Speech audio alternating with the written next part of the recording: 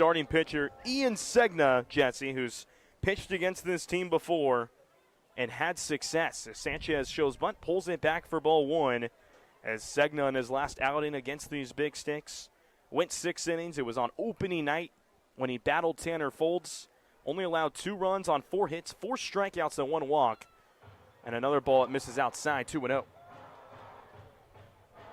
Sanchez, even though he's 0 for so far over these last couple of games, he had the off day. Doesn't have a hit yet in this homestand.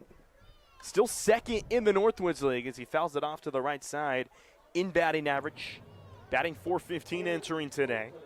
The UNLV commit.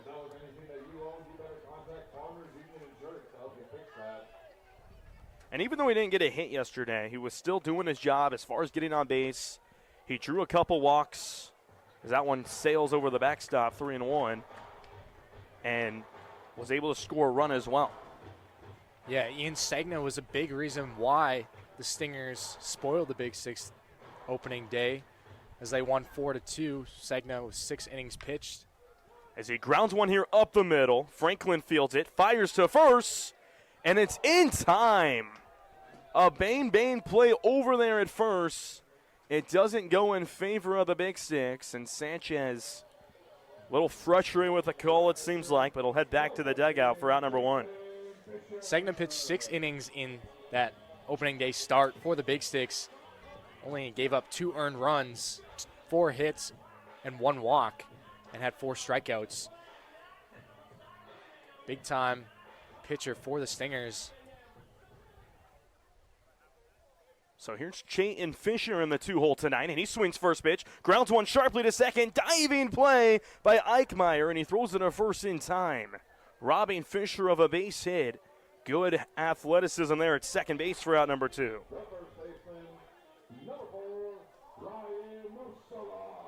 One of the keys for the Big Six coming into this one is playing better defense and throwing those first pitch strikes. There's been a couple games where they've been costed by errors, looking to clean that up. So here's Ryan Musilar, who takes a strike inside, and Ryan Musilar has been absolutely raking against Wilmer pitching this season. He was a triple shy of the cycle last night, went 3 for 5, single, double, triple, 2 RBIs, 2 runs scored, and obviously the 3 for 5 last night. Before last night, coming into last night, he was 9 for 16. Another swing and miss, a ball and 2 strikes. So now, if my math is correctly, I am a former journalism student, so it's probably not going to be the best, but 3 for 5, I think that's 12 for 21, I think so, Jesse. I think my math's correct. 12 for 21 against Wilmer pitching heading into tonight. And there's a broken bat, base hit up the middle. So make that 13 for 22 against Wilmer pitching.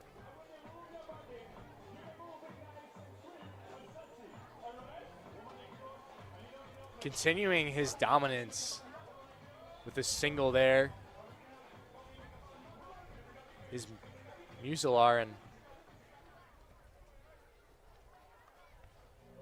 yeah, I mean, the way he's swinging that stick, if they face Wilmer every game, he's probably going to finish the season batting over 500. He's been lighting it up.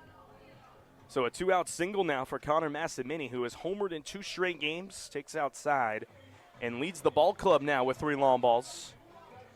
Hit a deep one last night, left center field and in the bushes.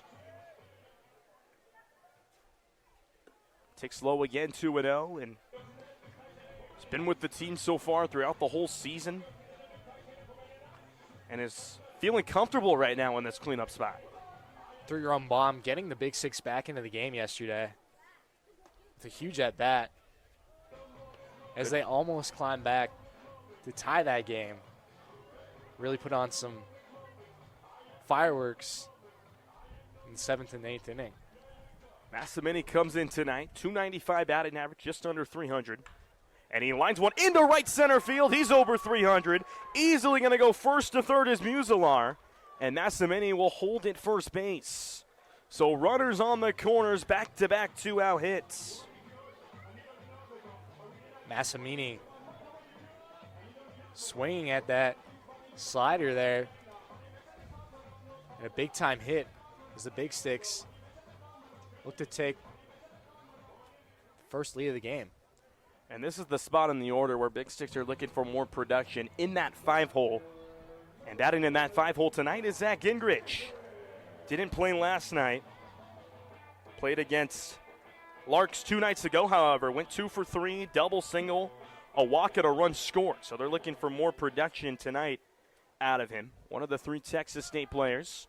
First pitch takes it, and the throw down to second is not in time as Massimini will easily swipe the bag, and he's got a stolen base. Good awareness there from Massimini, making his way over to second, using his speed there to beat out the throw. Massimini's 6th stolen base of the season, second on the team, only behind Jaden Roberts. And this one's lined into center field. Ronkin going back, now coming in, and he does make the grab for out number 3. He's 0 for 1 with a pop-out. Another 2-2. Slider on the outside corner for strike 3. That is painted perfectly, and Quintero gets the first strikeout to the first batter he faces. Hitters count here 2-0. And he launches deep left center field. Going back is Cardinale, and it is off the wall. Easily going to score is Ryan Musilar, and it's an RBI double for Massimini. Massimini continues to stay hot. A homer last night, and now an RBI double, and it's 13-3. 3 balls and a strike. And this one is crushed into right, diving on, and it gets past him. That's going to go to the wall. 1 run scores, 2 run score. Fisher can run forever. Fisher's going to be held up. The throw to the plate, not in time. A 2 RBI triple, and the Big Six aren't done yet. 1-2 to Canal. Swings and misses for strike 3. Big strikeout for out number 2. Pitch, and it's a big one. Here it comes. And that one is deposited. Deep right field. Dakota Community Bank, you got company. A 3-run moonshot. And it gives the Big Six a 13-10 lead. As far as the sport teams go, he's an all-Minnesota guy. And he launches a deep fly ball center field. He's watching it fly. It is out of here. Jayton Fisher has done it again. 4 home runs in the last homestand and make that number. Badlands with their 3rd walk-off win of the season in a dramatic 7-6 comeback in 10 innings against the Wilmer Seniors. Joined here with manager Kelby Kilbert. And Kelby, let's talk about Adam Trevino first. In those first 3 innings, 8 through 10, coming in a clutch spot in the 10th inning especially, holding them when you guys obviously get into extras. What has he meant for this ball club in those later innings? He's been awesome. Even Tab said today, I think after his second batter, he punched the guy out, and Tab looked at me and said, man, he's just getting better and better, which he has been. So it's been fun to watch because he's a guy coming off Tommy John that hasn't thrown in over a year. So his story has been really cool to be a part of, and the way he competes is awesome. He was slated for 2 no matter what. We wanted to go to him there in the 8th just to keep us competitive, and he needed to throw before we head into the break just so he wasn't super rusty when we get back. And the 3rd inning was, I asked a little extra out of him, and he executed well. It was awesome watching him compete. Yeah, let's go to that 9th inning where you guys were facing tough pitching through the first 8 innings, only 2 runs scored, and you go to the 9th inning, Rene Galvan comes up, clutch, a base-clearing double to tie the game. Yeah. What have you seen from him in the small time he's been here on what he means to this ball club? I think he's made, if he's going to be a big piece of this thing moving forward, and if we can get swings like that and continue to get swings like that from him, that's going to be really good for us, bode really well for us. I thought yesterday was a good step in the right direction. He's doing the right work off the field and the cage work and the prep work pregame. Thought we tapped into something yesterday, and you've seen it start to click a little bit. He feels really strong, confident in the box. That's a big piece to the puzzle, so it's going to be fun to watch him to continue to grow and watch things click with him. Yeah, you guys sweep the 2-game series against Wilmer. You're now tied for 2nd. You also own the tiebreaker against them as well. How big was that heading into the All-Star break after a tough road trip, heading in with some momentum? Massive, massive. I think if you look at the schedule coming back, nothing's promised, but we have a really good opportunity to go control some of our destiny, and it started with today.